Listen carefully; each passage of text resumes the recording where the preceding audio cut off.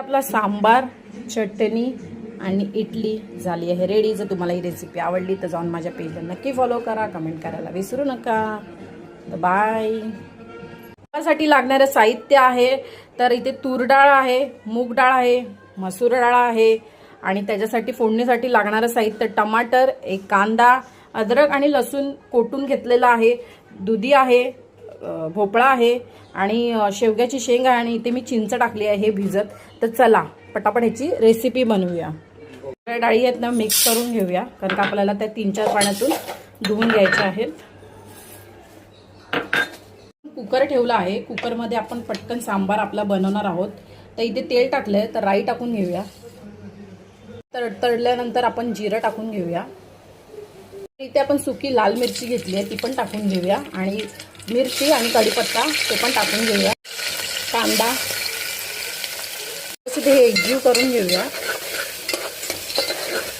इथे आपण अद्रक आणि लसूण कुटून घेतलेलं ते पण तेलात टाकून थोडं परतवून घेऊया म्हणजे त्याचा कच्चेपणा निघून जाईल. कांदा आणि अद्रक लसूणची पेस्ट झाली आहे परतवून. तर 1 वाटी मी टमाटर घेतलाय तो ते टाकून घेऊन चांगलं तेलावरती परतवून घेऊया. आपण भाज्या घेतल्या होत्या त्या धुवून घेतल्यात. आपण ह्या पण कुकरमध्ये टाकून घेऊया आणि थोड्या तेलावरती परतवून घेऊया. आपण याच्या चवीनुसार मीठ टाकून घेणार आहोत. लाल मिरची पावडर आणि हळद आणि ते आपण सांबार मसाला पण टाकून घेणार आहोत. चिरलेली कोथिंबीर. तर हे आपण व्यवस्थित एकजीव करून घेऊया. तेलावरती भाज्या व्यवस्थित परतवून घेतल्या आहेत.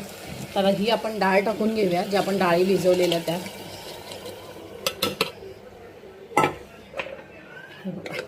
व्यवस्थित एकजीव करून घेऊया. चिंचेचं कोळ घेतलं होतं ते पण आपण ह्याच्यामध्ये टाकून घ्यायला.